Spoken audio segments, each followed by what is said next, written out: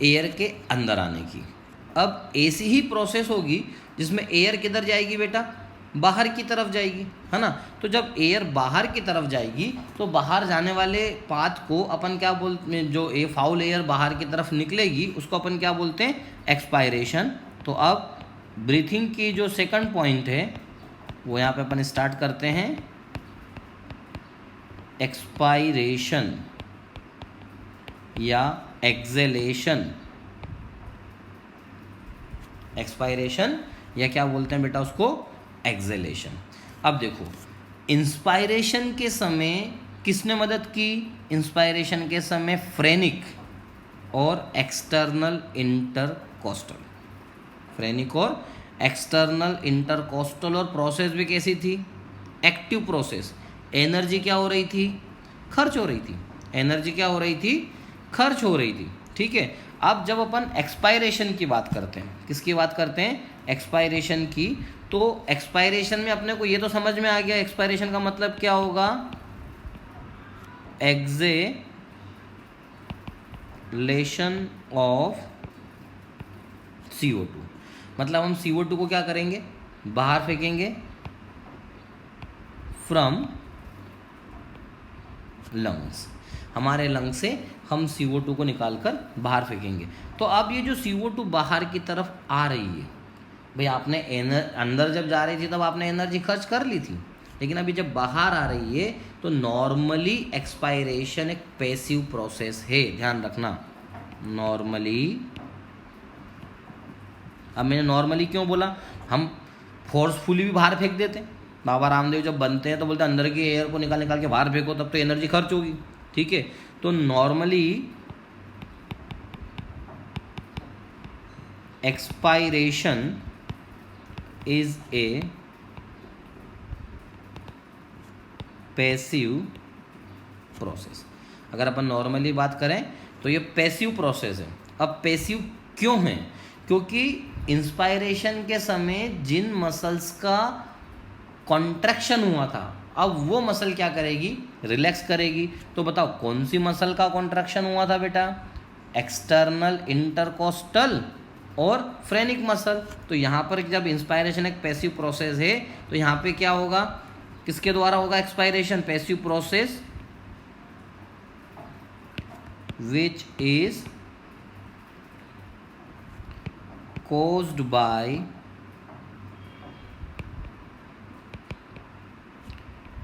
relaxation of phrenic muscle। जो phrenic muscle है उसका रिलैक्सेशन हो गया, एंड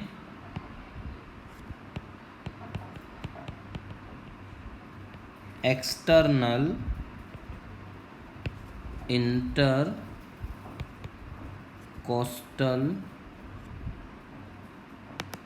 एक्सटर्नल इंटरकोस्टल मसल। मतलब यहाँ पे बेटा काम की चीज़ है, relaxation of phrenic muscle and external intercostal muscle, ठीक है। जब एक्सपायरेशन होगा तो उस समय पे फ्रेनिक मसल और एक्सटर्नल इंटरकोस्टल मसल जो है वो रिलैक्स हो जाएगी, ठीक है। क्या हो जाएगी, रिलैक्स हो जाएगी। यहाँ पर एक इम्पोर्टेंट पॉइंट है, जैसे अपन ने बोला कि यार टोटल 4 टाइप की मसल्स हैं, एक एब्डोमिनल मसल है, इंटरकोस्टल है, एक्सटर्नल इंटरकोस्टल और फ्रेनिक। तो जब एयर अंदर आ रही थी तो कौन मदद कर रहा था, एक्सटर्नल इंटरकोस्टल और फ्रेनिक, है ना। तो अब जब एयर बाहर जा रही है तो बाकी बची हुई 2 मसल्स को भी काम करना चाहिए। कौन कौन सी, एब्डोमिनल मसल और इंटरनल इंटरकोस्टल। लेकिन यहाँ पर बेटा जब एक्सपायरेशन होता है तो एब्डोमिनल मसल और इंटरनल इंटरकोस्टल मसल्स का बहुत ही कम रोल होता है, ठीक है, प्ले वेरी लिटिल रोल, इनका कोई रोल नहीं होता है। ये बेसिकली तभी अपना रोल प्ले करती है जब हम फोर्सफुल एक्सपायरेशन करते हैं। तो यहाँ पे इम्पोर्टेंट पॉइंट क्या है बेटा, कि internal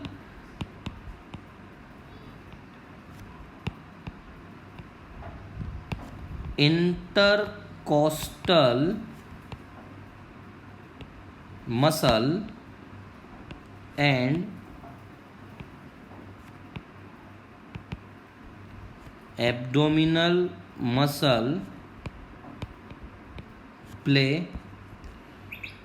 very little role, very little role। ये बेसिकली कब अपना रोल प्ले करती है? एक्सेप्ट ड्यूरिंग फोर्सफुल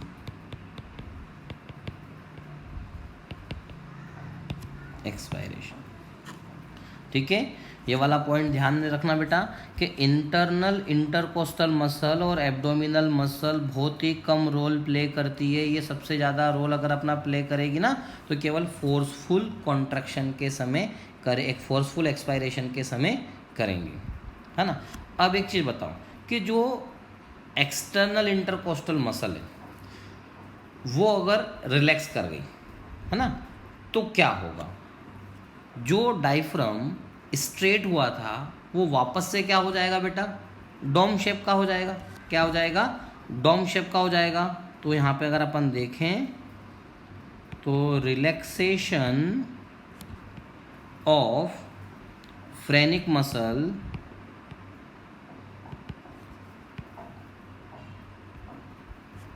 कोस, रिलैक्सेशन होगा फ्रेनिक मसल का तो क्या हो जाएगा? रिलैक्सेशन ऑफ फ्रेनिक मसल की अगर अपन बात करें कोस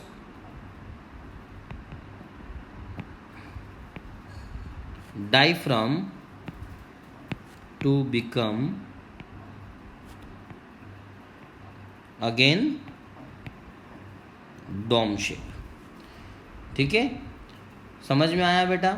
और जितने भी एब्डोमिनल मसल्स के यहाँ पर जितने भी विसरा गए थे वो सारे के सारे छूटकर वापस बाहर आ जाते हैं। अच्छा, ये डोम शेप का हो गया तो क्या होगा? It causes decrease in volume of thoracic cavity in vertical direction, है ना। इसके कारण क्या होगा? वर्टिकल डायरेक्शन में आप याद करो जो वॉल्यूम बड़ा था वो वॉल्यूम क्या हो जाएगा?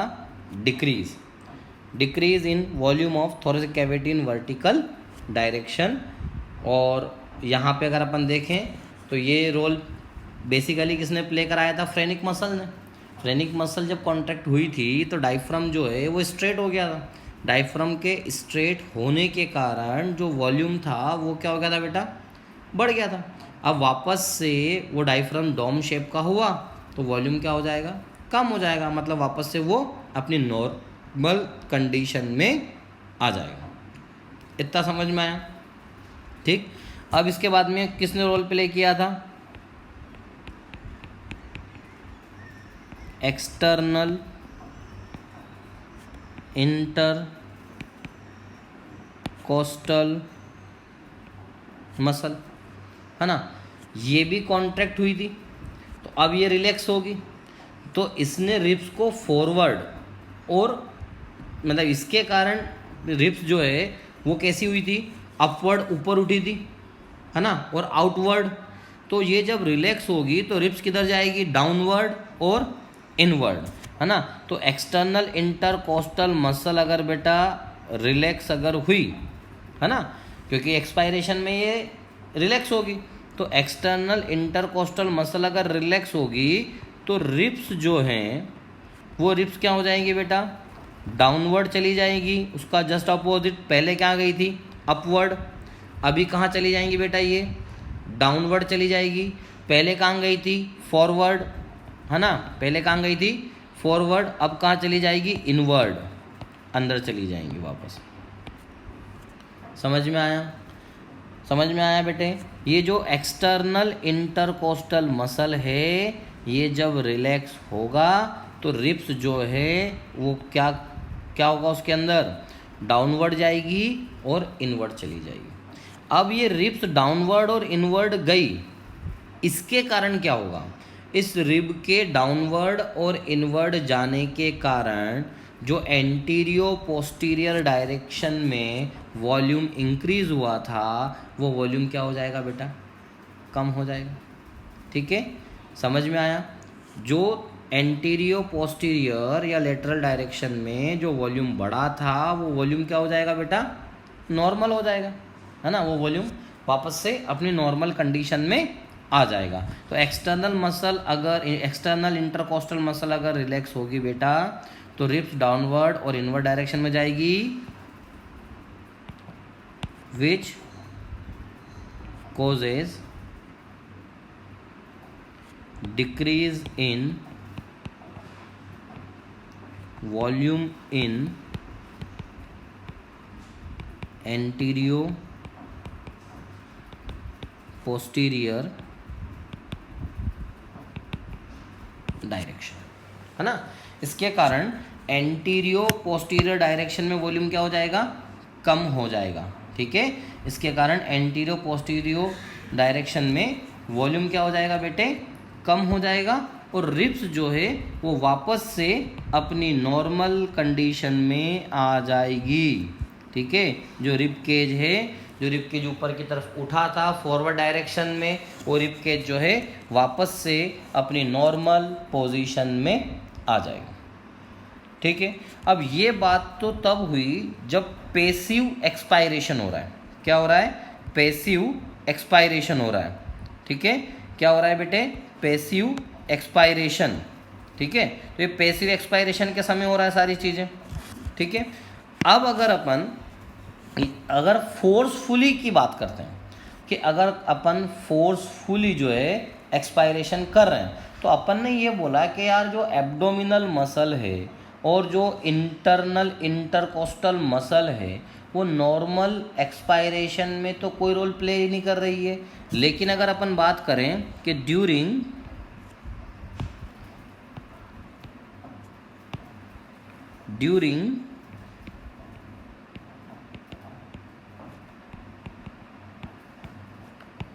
फोर्सफुल एक्सपायरेशन, ठीक है, abdominal muscle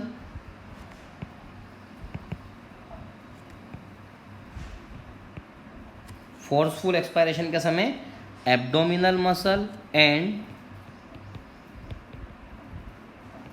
internal intercostal muscle, ठीक है, ये दोनों मसल क्या हो जाएगी, कॉन्ट्रैक्ट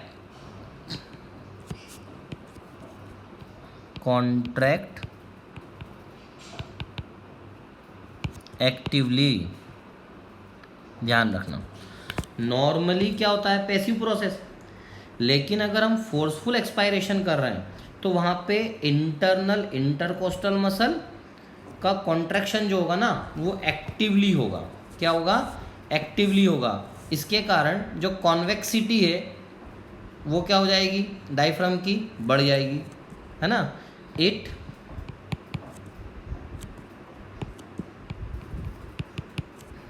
देखिए नाउ इट इंक्रीज, क्या बढ़ाएगी बेटा, ये कॉन्वेक्सिटी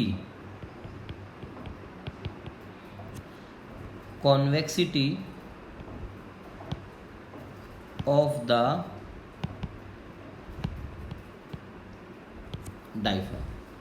डायफ्राम की कॉन्वेक्सिटी जो है वो क्या हो जाएगी, बढ़ जाएगी। और ये किसके कारण हुआ बेटा, ये बेसिकली अगर अपन देखें तो एब्डोमिनल मसल्स के कारण हुआ है। किसके कारण, एब्डोमिनल मसल्स के कारण कॉन्वेक्सिटी बढ़ेगी। ध्यान रखना, एब्डोमिनल मसल्स के कारण क्या हो जाएगा, कॉन्वेक्सिटी बढ़ेगी। और दूसरी जो इंटरनल इंटरकोस्टल मसल है, उससे रिब्स जो है वो डाउनवर्ड और इनवर्ड जाएगी। ठीक है, डाउनवर्ड और इनवर्ड जो रिब्स नॉर्मल भी जा रही थी, लेकिन अब और ज़्यादा स्पीड से जाएगी, तो वो किसके कारण जाएगी, वाइग्रस हो जाएगी। तो कॉन्ट्रैक्शन ऑफ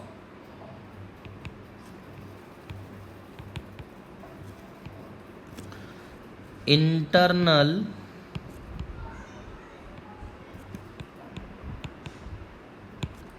इंटरकोस्टल मसल, है ना। इंटरनल इंटरकोस्टल मसल क्या हो जाएगी, कॉन्ट्रैक्ट हो जाएगी। Contraction of internal intercostal muscle can cause वाइग्रस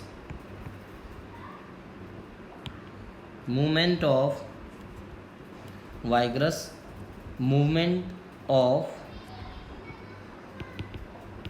ribs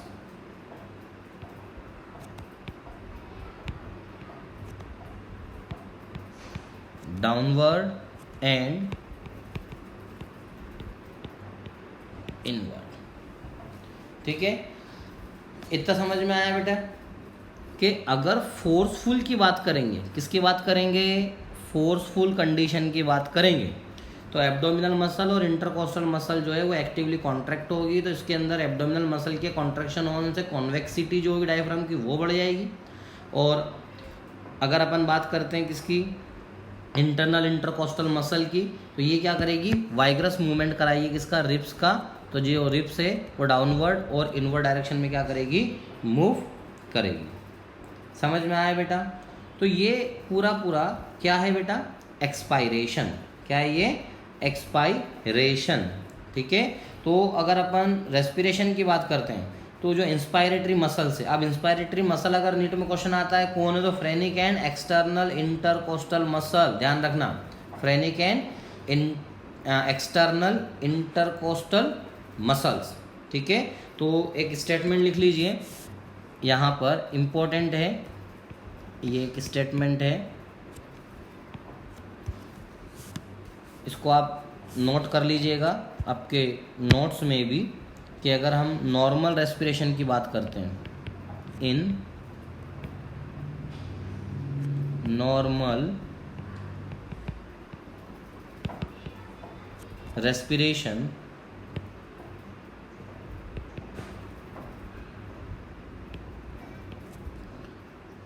simultaneous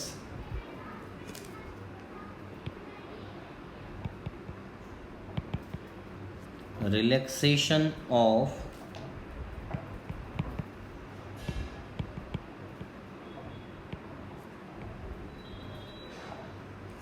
inspiratory muscles reduce the volume of thoracic cavity in all direction। ठीक है। तो लंग्स का वॉल्यूम भी क्या हो जाएगा, डिक्रीज हो जाएगा बेटा। ठीक है। ये स्टेटमेंट केवल ध्यान में रख लीजिए आप, सारे डायरेक्शन में वो वॉल्यूम जो है थोड़ा सा कैविटी का वो क्या हो जाएगा, डिक्रीज हो जाएगा। इतना समझ में आया बेटा। ठीक है। तो अपने को ये मालूम है कि वर्टिकल और एंटीरियर पोस्टीरियर डायरेक्शन में अगर वॉल्यूम बढ़ेगा तो इंस्पायरेशन, और वॉल्यूम अगर कम हो जाएगा तो क्या हो जाएगा बेटा, एक्सपायरेशन। ठीक है।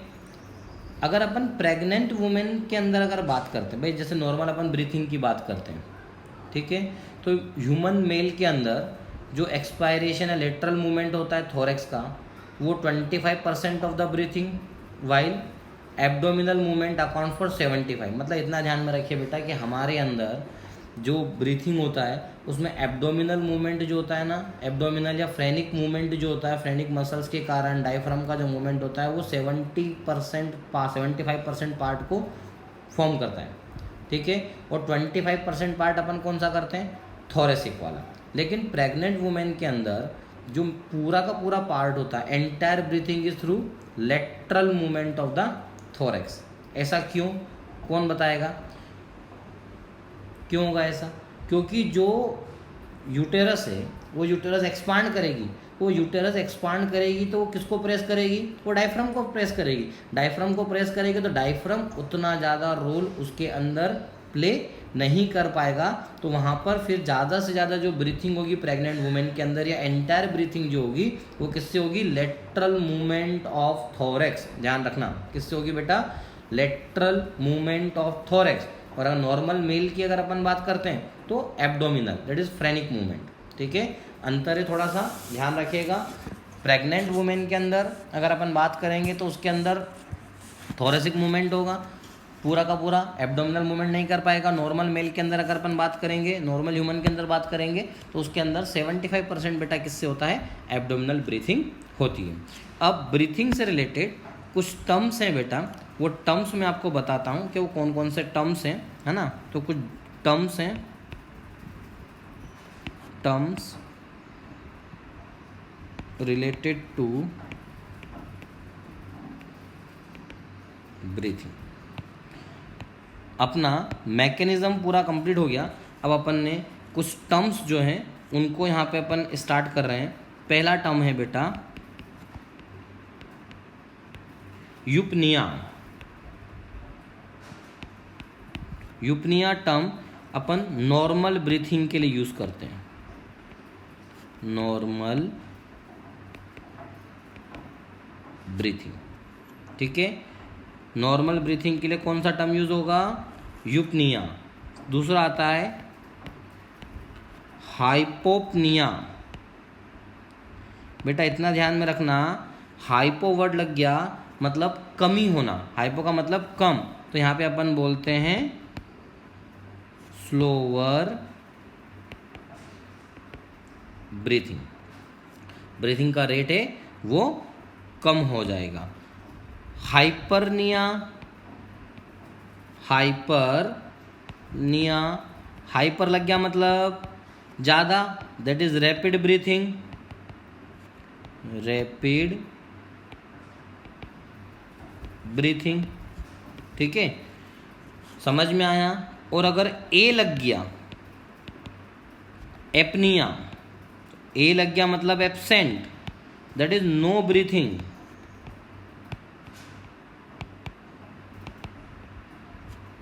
ठीक है। डिस्निया, ये अस्थमा वाली कंडीशन में होता है बेटा। डिस्निया या डिस वर्ड अगर कहीं पर लग जाता है उसका मतलब ही होता है पेनफुल, पेनफुल ब्रीथिंग, ठीक है।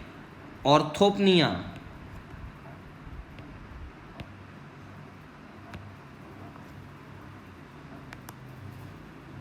ऑर्थोपनिया,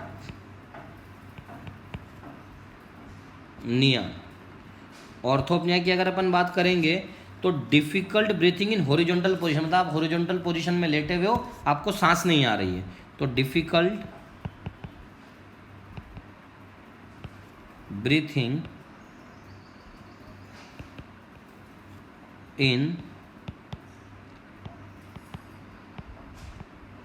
हॉरिजॉन्टल पोजीशन, ठीक है।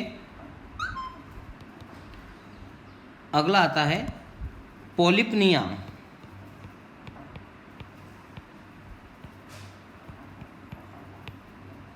पोलिपनिया, रैपिड डीप ब्रीथिंग, गहरी गहरी सांस लेना, रैपिड डीप ब्रीथिंग, ठीक है। एक टर्म होता है जिसको अपन बोलते हैं tachypnoea. Tachypnoea, rapid shallow breathing, ठीक है। इसको क्या बोलते हैं, टेकिपनिया, ठीक। एक होता है स्लीप एपनिया सिंड्रोम, मतलब पर्सन जब सोता है तो खर्राटे मारता है, ठीक है। तो बेसिकली खर्राटे आते क्यों हैं, तो जो हमारा अपर रेस्पिरेटरी ट्रैक्ट है वो टेम्परेरी क्लोज हो जाता है। क्या हो जाता है, क्लोज हो जाता है, उसको बोलते हैं स्लीप एपनिया सिंड्रोम, क्या बोलते हैं? Sleep apnoea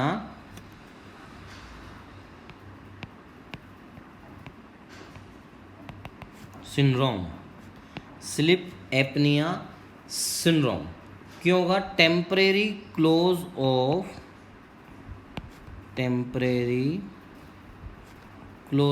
of upper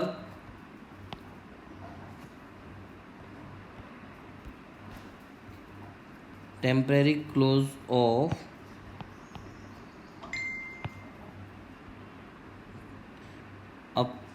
upper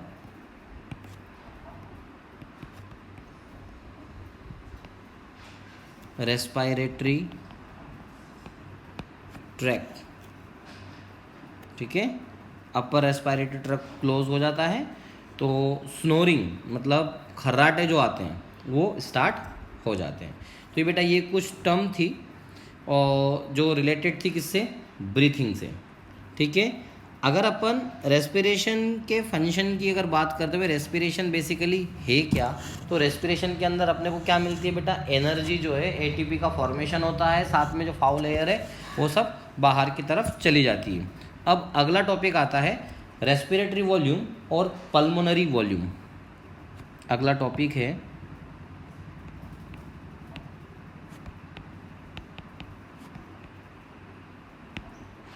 respiratory volume और इसको अपन पल्मोनरी वॉल्यूम भी बोलते हैं, और पल्मोनरी वॉल्यूम।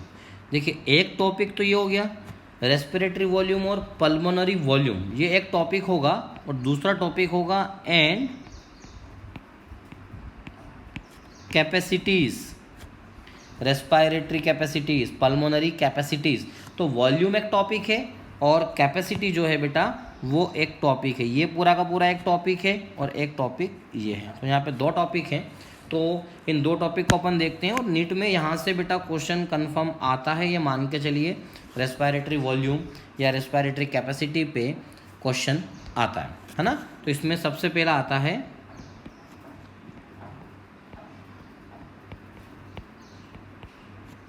Tidal volume. सुना है आपने टाइडल वॉल्यूम क्या होता है? टाइडल वॉल्यूम का मतलब ये होता है कि एक नॉर्मल इंस्पायरेशन और एक्सलेशन, हम नॉर्मल बैठे हैं, जितनी एयर अंदर जा रही है और जो एयर अपने आप बाहर आ रही है, हम कोई उसमें एफर्ट नहीं लगा रहे हैं, ठीक है। नॉर्मली जो एक्सचेंज हो रहा है, जितनी वो एयर इनहेल हो रही है, एक्सेल हो रही है, कोई एक्स्ट्रा एफर्ट नहीं लग रहा है, उसको अपन क्या बोलते हैं? Tidal volume, that is TV. क्या बोलते हैं इसको? टीवी। क्या होता है इसकी डेफिनेशन की अगर अपन बात करें तो it is the volume of air inhaled और एक्सेल्ड, ठीक है, विदाउट एनी एक्स्ट्रा एफर्ट्स। हम कोई एक्स्ट्रा एफर्ट नहीं लगाएंगे, जितनी नॉर्मल एयर अंदर जा रही है, जितनी एयर बाहर आ रही है, उसी को अपन क्या बोलते हैं? Tidal volume. बेसिकली बेटा इस पे क्वेश्चन आता है कि इसकी वैल्यू कितनी होती है, तो याद रखिएगा it's value is 500 ml। Tidal volume कितना होता है? 500 ml, ठीक है। याद रखना एक नॉर्मल पर्सन के अंदर टाइडल वॉल्यूम, जो नॉर्मल एयर अंदर जा रही है बाहर आ रही है, वो कितनी होती है? 500 ml। अब इस 500 ml में से 350 ml वॉल्यूम जो है ना वो रेस्पिरेटरी जोन ऑफ लंग्स में रह जाती है, ठीक है। Only 350 ml of tidal volume passes into the respiratory zone. 150 कहाँ गई? 150 ml कहाँ गई? वो 150 ml कंडक्टिंग जोन में रह जाती है, उसको डेड स्पेस एयर बोलते हैं। भाई नॉर्मली कितनी जा रही है? नॉर्मल जा रही है कितनी? 500 ml। कितनी जा रही है? 500 ml। तो out of this 500 ml, out of this 500 ml only 350 ml of tidal volume, एक साथ ही लिखेंगे इसको अपन, 350 ml of tidal volume passes into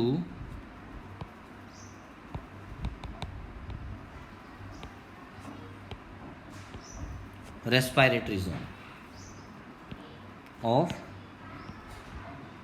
lungs. ठीक है बेटा, कितनी एयर हम इनहेल कर रहे हैं? हम 500 ml नॉर्मल जा रही है, जिसमें से रेस्पिरेटरी जोन ऑफ लंग्स के पास में कितनी जाती है?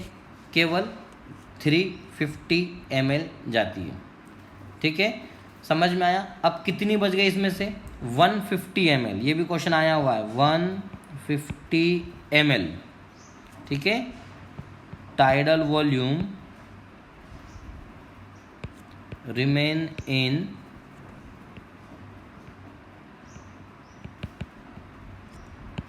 Conducting zone of lungs.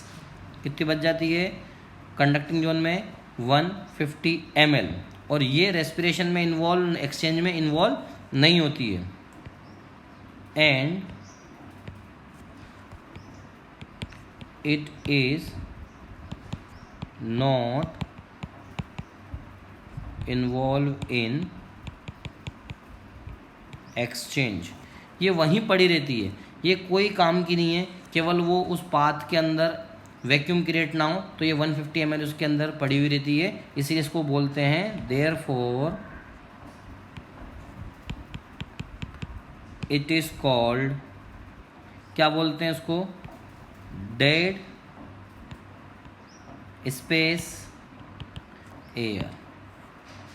Dead space air कितनी है? 150 ml। किस में इन्वॉल्व नहीं होगी? एक्सचेंज में। कौन से जोन में होती है? Conducting zone. 350 ml क्या है? ये इन्वॉल्व होती है एक्सचेंज में। कहाँ प्रेजेंट होती है? Respiratory zone. टाइडल वॉल्यूम की टोटल वैल्यू कितनी है? 500 ml। कितनी है बेटे? 500 ml। कितनी है? 500 ml। ठीक है, ध्यान रखना। ये क्या हुआ? Tidal volume. क्या कहलाएगा बेटा? ये टाइडल वॉल्यूम। अगला आता है inspiratory reserve volume. Inspiratory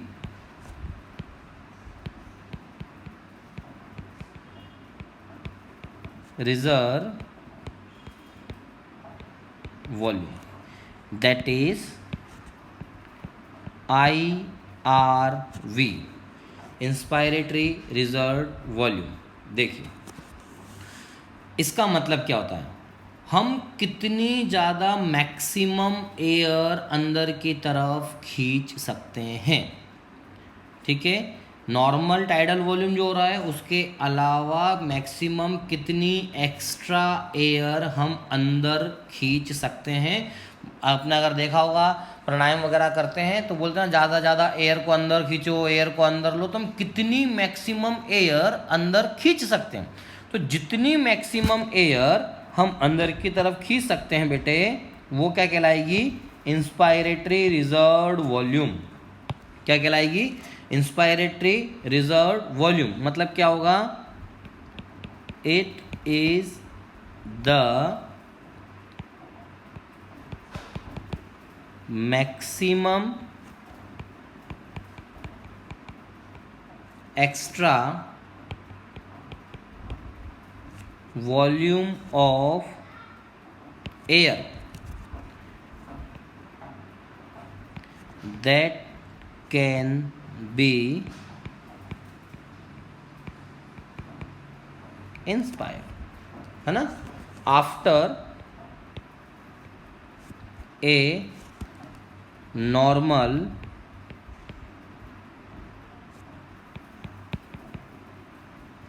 tidal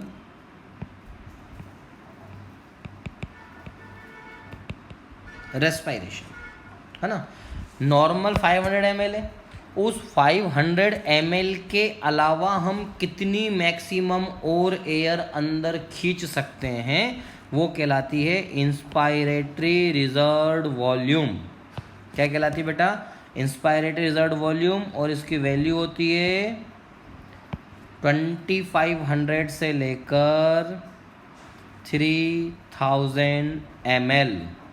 ध्यान रखना, इम्पोर्टेंट है। 2500 से लेकर 3000 ml। इसी को कॉम्प्लीमेंटल एयर भी बोलते हैं। IRV जो होता है ना, IRV को IRV का दूसरा नाम अगर अपन देखें तो इसको एक और क्या बोल सकते हैं? कॉम्प्लीमेंटल एयर। ठीक है, ध्यान रखना, इसको क्या बोल सकते हैं? कॉम्प्लीमेंटल एयर, दैट इज IRV, है ना। अब जैसे IRV था बेटा, ऐसे ही क्या होगा? ERV, मतलब एक्सपायरेटरी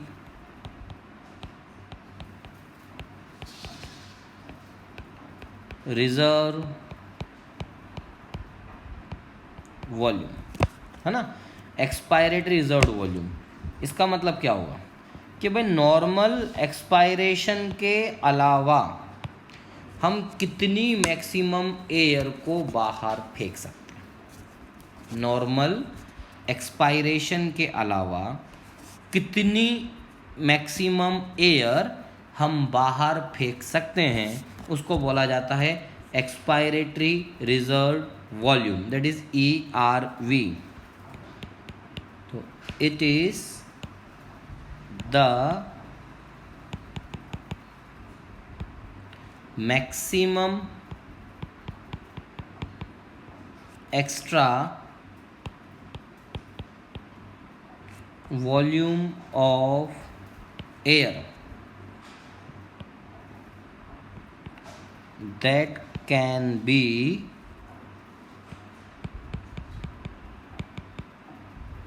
expired by forceful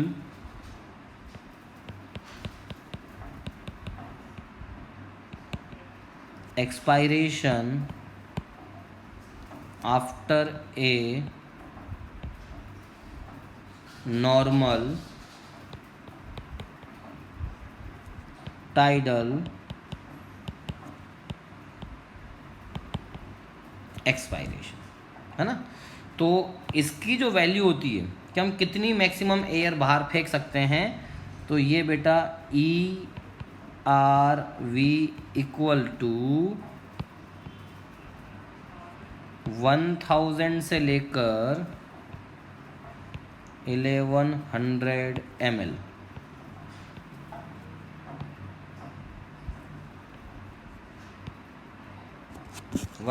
से लेकर 1100 ml।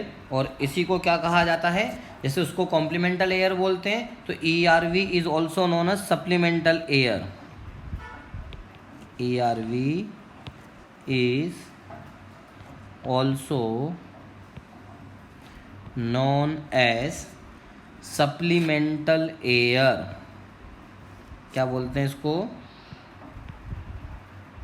Supplemental air. ठीक है, समझ में आया? ये इम्पोर्टेंट टॉपिक है बेटा, ध्यान दीजिएगा इसमें। ठीक है, तो IRV और ERV, तो अपन ने 3 वॉल्यूम देखे, एक था टाइडल वॉल्यूम, एक था इंस्पायरेटरी रिजर्व्ड वॉल्यूम, एक था एक्सपायरेटरी रिजर्व्ड वॉल्यूम। तो जो इन tidal volume normal inspiration expiration, inspiratory reserve इन जो नॉर्मल अपन इनटेक करते हैं उसके अलावा कितना इनटेक और एयर कर सकते हैं, नॉर्मल अपन बाहर फेंकते हैं, उसके अलावा कितना बाहर फेंक सकते हैं, दैट इज एक्सपायरेटरी। अब आता है residual volume. Residual volume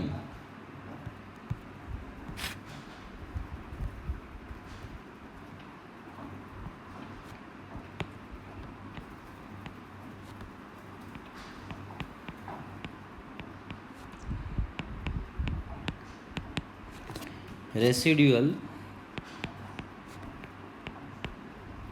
volume that is RV. ठीक है,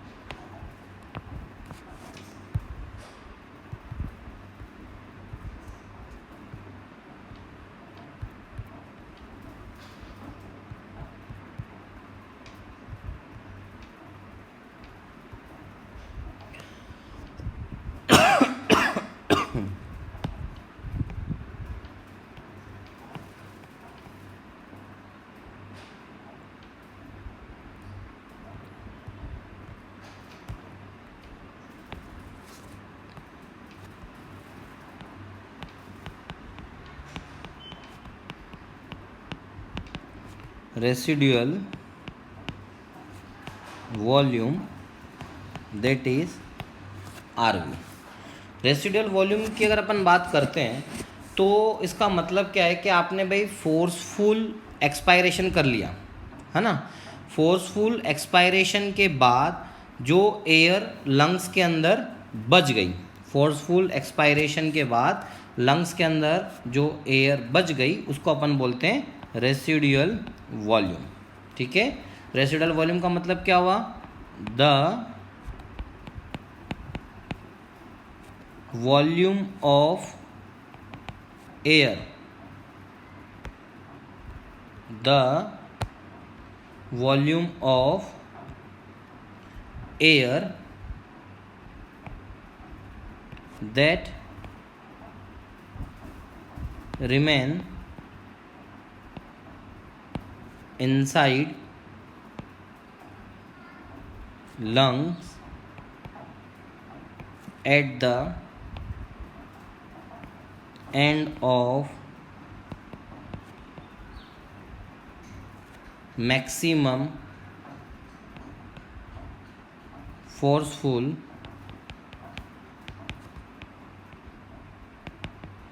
एक्सपायरेशन, है ना।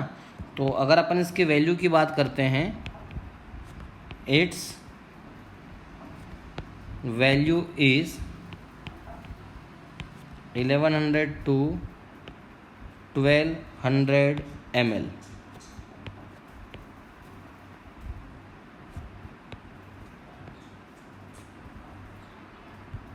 ठीक है, इसकी वैल्यू कितनी होगी, 1100 से 1200 ml रेसिडुअल वॉल्यूम। ठीक है, मतलब इसका क्या है बेटा कि जो नॉर्मल इंस्पायरेशन हो गया उसका तो हमने फोर्सफुल एक्सपायरेशन कर दिया। जितनी एयर अपन बाहर फेंक सकते हैं सारी फेंक दी। अपन सारी एयर तो बाहर फेंक नहीं सकते, तो हम जितनी एयर फेंकने के बाद जो एयर बच जाती है उसको अपन क्या बोलते हैं, रेसिडुअल वॉल्यूम। क्या बोलते हैं बेटा उसको, रेसिडुअल वॉल्यूम। समझ में आया। तो ये सारे थे बेटा volume, tidal volume, inspirate reserve volume, expirate reserve volume और टाइडल रेसिडुअल वॉल्यूम। अब आता है कैपेसिटीज़, उसको अपन बोलते हैं पल्मोनरी कैपेसिटीज़। पल्मोनरी कैपेसिटीज, है ना। तो जब अपन पल्मोनरी कैपेसिटीज़ की बात करते हैं तो पल्मोनरी कैपेसिटीज़ का मतलब क्या है कि जो लंग्स की कैपेसिटीज़ है या लंग की जो कैपेसिटीज़ है, मतलब कोई भी दो वॉल्यूम को अपन ऐड कर दें या दो से ज़्यादा वॉल्यूम को जब अपन ऐड करते हैं ना तो उसको अपन बेटा कैपेसिटीज़ बोलते हैं। क्या बोलते हैं? कैपेसिटीज़। तो पल्मोनरी कैपेसिटीज़ और लंग कैपेसिटीज़ की अगर अपन बात करते हैं तो बेसिकली कैपेसिटीज़ का मतलब क्या होता है? Adding of volume. जो वॉल्यूम है उसको अपन ऐड कर दें तो क्या बन जाएगा बेटा? कैपेसिटीज़ बन जाता है। तो सबसे पहली आती है inspiratory capacity. Inspiratory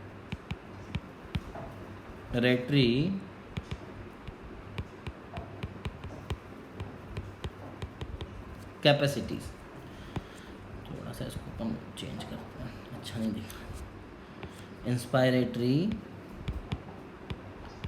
capacity, that is IC, है ना।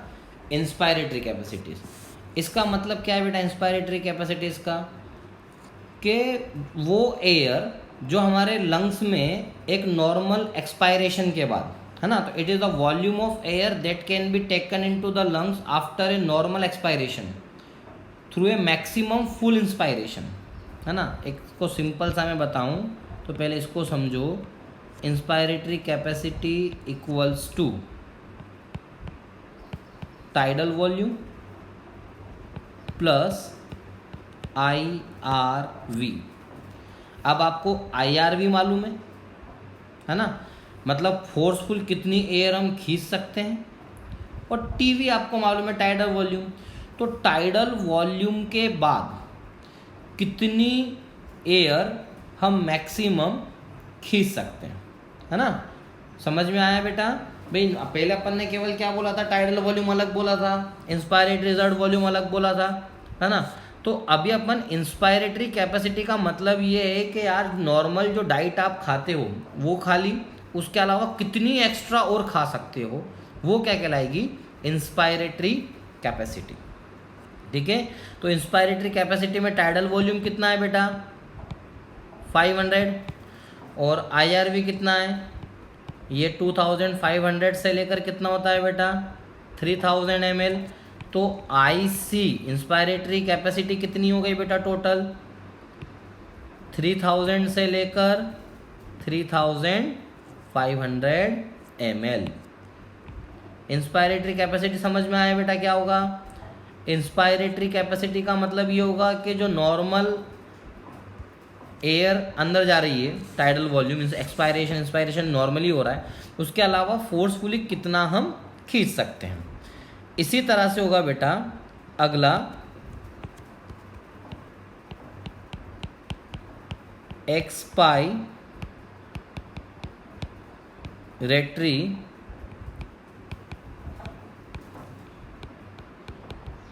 Capacity, that is EC। अब आपको समझ में आ गया होगा EC क्या होना चाहिए? क्या होना चाहिए EC? Normal tidal volume plus ERV। ठीक है, normal tidal volume plus ERV। Tidal volume कितना है बेटा? 500। ठीक है, प्लस ERV कितना होता है? 1100। या अपन ERV की रेंज अगर अपन देखें तो ERV कितना होगा? 1000 से लेकर 1100 ml। तो एक्सपायरेटरी कैपेसिटी कितना हो गया बेटा? एक्सपायरेटरी कैपेसिटी की वैल्यू, सॉरी मैंने यहाँ पे ये टीवी में ये एक जीरो ज़्यादा लगा दिया, ठीक है, ध्यान रखना। टीवी कितना हो गया? 500, है ना। तो ये कितना हो जाएगा बेटा? 1500 से लेकर 1600 ml। क्या कहलाएगा ये? Expiratory capacity. क्या कहलाएगा बेटा? Expiratory capacity. ठीक है, इम्पोर्टेंट है। जैसे इंस्पायरेटरी था वैसे क्या हो गया बेटा? Expiratory capacity. फिर अगला आता है functional residual capacity. Functional residual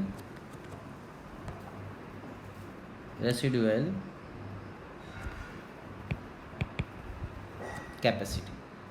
ठीक है, मतलब इसको अगर अपन देखें FRC, that is functional residual capacity, FRC, तो वो एयर जो हमारे लंग्स के अंदर रह जाती है at the end of normal tidal expiration.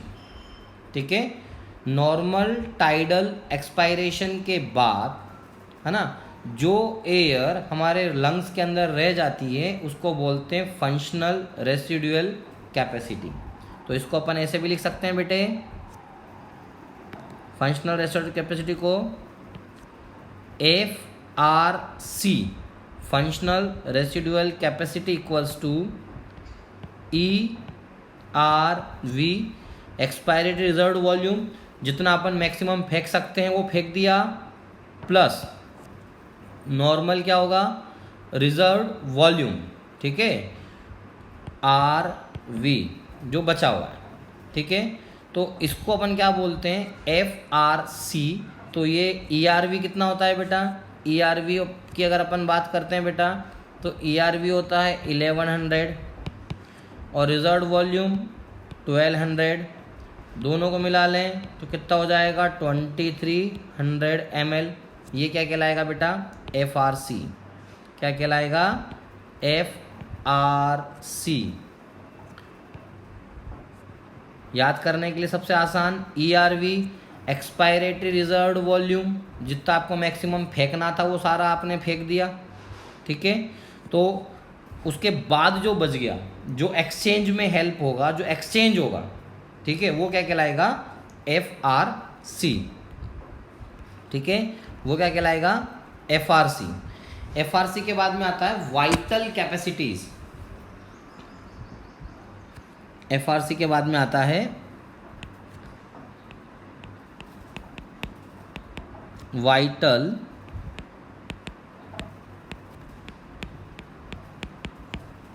Capacity. ठीक है, वाइटल कैपेसिटी की अगर अपन बात करते हैं तो वाइटल कैपेसिटीज का मतलब क्या होता है, वाइटल कैपेसिटीज का मतलब होता है total volume of air that can be expelled from lungs.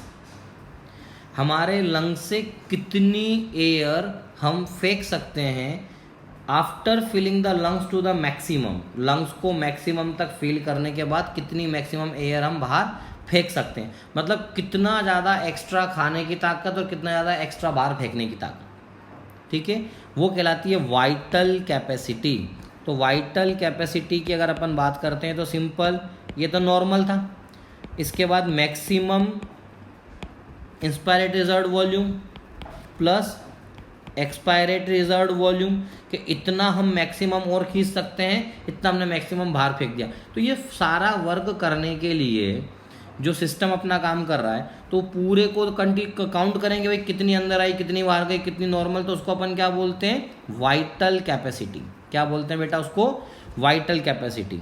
तो टाइडल वॉल्यूम 500, IRV की अगर अपन बात करते हैं 2500 ml से लेकर 3000 प्लस ERV की बात करते हैं तो 1100, है ना। तो टोटल अगर अपन देखें VC को तो कितना हो गया, 4100 से लेकर 4600 cc पर ml। ठीक है, ये क्या कहलाएगी, वाइटल कैपेसिटीज, मतलब कितना मैक्सिमम एयर अंदर आई एक नॉर्मल टाइडल वॉल्यूम के बाद, नॉर्मल इंस्पायरेशन एक्सपायरेशन के बाद कितनी एक्सिस में अंदर आ गई और कितनी एक्सिस में बाहर चली गई, इसी को अपन क्या बोलते हैं, वाइटल कैपेसिटीज़। वाइटल कैपेसिटीज़ की अगर अपन बात करते हैं ना तो ये वेरी करती है बेटा। ठीक है, एज के साथ में, आपकी हाइट के साथ में, आपके सेक्स के साथ में वाइटल कैपेसिटीज़ जो है ये अप एंड डाउन होती रहती है। ठीक है, समझ में आया। हायर वाइटल कैपेसिटीज़ की अगर अपन बात करते हैं तो मेल के अंदर वाइटल कैपेसिटीज़ ज़्यादा होती है, ध्यान रखना, ठीक है। तो ये हो गई बेटा वाइटल कैपेसिटीज़।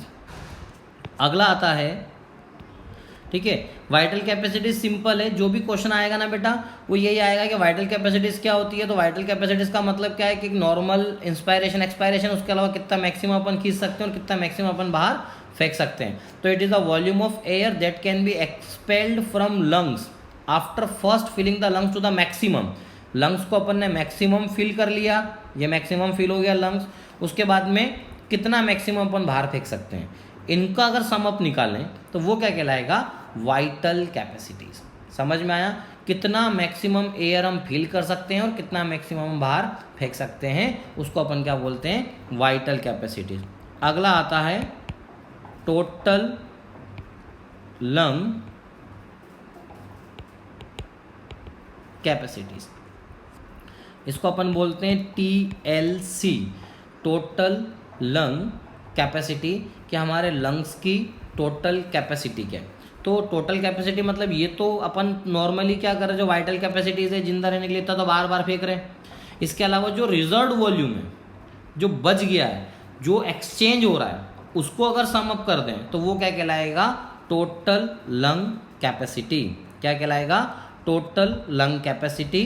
तो उसकी डेफिनेशन इंपॉर्टेंट है, it is the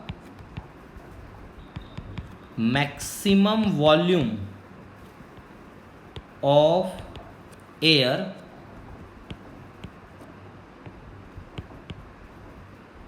that can be contained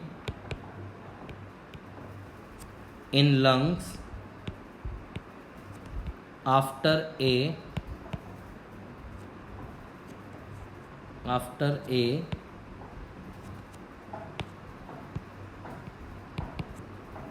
maximum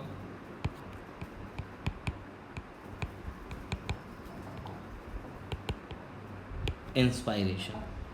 So TLC equal to VC plus IRV।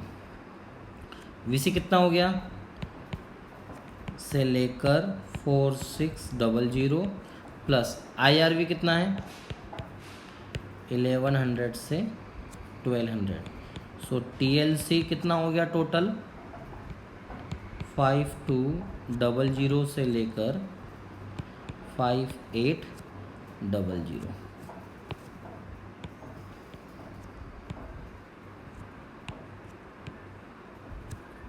समझ में आया बेटा, ये क्या हो जाएगा, total lung capacities, maximum volume of air that can B contained in lungs after a maximum inspiration. ठीक है, वो क्या कहलाएगा, टोटल लंग कैपेसिटीज। तो ये कैपेसिटीज और वॉल्यूम है बेटा, इन पर क्वेश्चन आता है, ध्यान रखना, इम्पोर्टेंट है, इन पे क्वेश्चन बनता है। ठीक है, मैं यहाँ पे आपको एक डायग्राम भी बना के दे रहा हूँ, वो डायग्राम को याद रखिएगा, इम्पोर्टेंट है, क्वेश्चन आया है इसके ऊपर।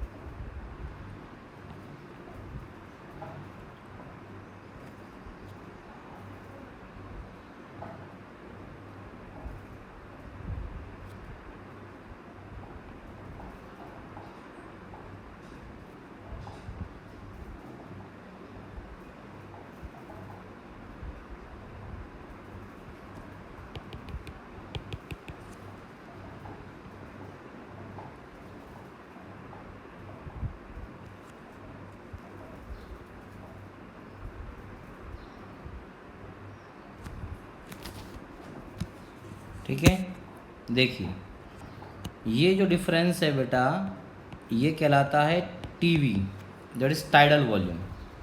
ठीक है, और ये वाला जो पार्ट है ये कहलाता है IRV, इंस्पायरेटरी रिजर्व वॉल्यूम। ठीक है, और ये वाला जो पार्ट है ये कहलाता है ERV, एक्सपायरेटरी रिजर्व वॉल्यूम। तो ये एक्सपायरेटरी हो गया, ये इंस्पायरेटरी हो गया, ये टाइडल वॉल्यूम हो गया, और ये जो बचा हुआ पार्ट है बेटा ये कहलाता है रेसिडुअल वॉल्यूम, जो बचा हुआ है, जो नॉर्मल एक्सपायरेशन में हेल्प करेगा। मतलब यहाँ से लेकर यहाँ तक टोटल 5800 तक रेंज में जाना है अपने को, है ना। उसमें से 1000 के अंदर कौन है, रिजर्व वॉल्यूम, रेसिडुअल वॉल्यूम। फिर ERV, एक्सपायरेट रिजर्व वॉल्यूम, 1500 से 2500 मतलब 1000 के आसपास की रेंज है। ये 500 टाइडल वॉल्यूम, और ये बेटा इंस्पायरेट रिजर्व वॉल्यूम ये करीब जाता है 2500 तक, 2500 से 3000। ठीक है, तो ये अपन ने लिख लिया। ठीक है, तो ये यहाँ पर क्या शो कर रहा है, इंस्पायरेशन। ये क्या शो करेगा यहाँ पे, एक्सपायरेशन, है ना। और यहाँ पे अगर अपन देखेंगे बेटा तो ये यहाँ से लेकर यहाँ तक, यहाँ से लेकर यहाँ तक ये क्या कहलाएगा, वाइटल कैपेसिटी, ये कहलाएगा inspiratory capacities, that is IC, है ना। और यहाँ से लेकर पूरा यहाँ तक, ठीक है, यहाँ से लेकर यहाँ तक ये क्या कहलाएगा, वाइटल कैपेसिटी। क्या कहलाएगा, वाइटल कैपेसिटी। और ये यहाँ पर जो बचा हुआ एरिया है जो आपका ERV था, यहीं पर अपने को क्या मिलेगा, अपने को FRC क्या मिलेगा यहाँ पे, ये यहाँ से लेकर यहाँ तक ये जो दिख रहा है ये क्या हो जाएगा, FRC। ठीक है, और अगर मैं यहाँ से यहाँ तक गिनूँ टोटल, ये क्या हो जाएगा, TLC। ठीक है, ध्यान रखिएगा बेटा, ये जो है यहाँ पे अगर अपन देखेंगे तो ये FRC है, ये TL, यहाँ FRC यहाँ से स्टार्ट हुआ बेटा, यहाँ से लेकर तो यहाँ तक FRC है, यहाँ से लेकर यहाँ तक, ये यहाँ से लेकर यहाँ तक ये क्या है बेटा, VC है। और मैं कलर कोशिश करता हूँ कलर को चेंज करके बताने की, ये यहाँ से लेकर यहाँ तक, ठीक है, ये क्या है, VC, ये क्या है, VC, ये क्या हो गया, FRC। ठीक है, और अगर अपन यहाँ पर आते हैं तो ये क्या हो जाएगा बेटा, IC, ये यहाँ से यहाँ तक क्या हो जाएगा, IC। ठीक है, एक बार क्वेश्चन इस पे पूछा हुआ है, और ये टोटल क्या हो जाएगा बेटा, TLC। तो इस पे क्वेश्चन आया हुआ है। ठीक है, ध्यान रखिएगा, इस पे जो क्वेश्चन है वो पूछा हुआ है। तो ये टोटल हो गए बेटा आपके वॉल्यूम और कैपेसिटीज। ठीक है, अब अगले लेक्चर में अपन स्टार्ट करेंगे प्रेशर, एक्सचेंज ऑफ गैसेस।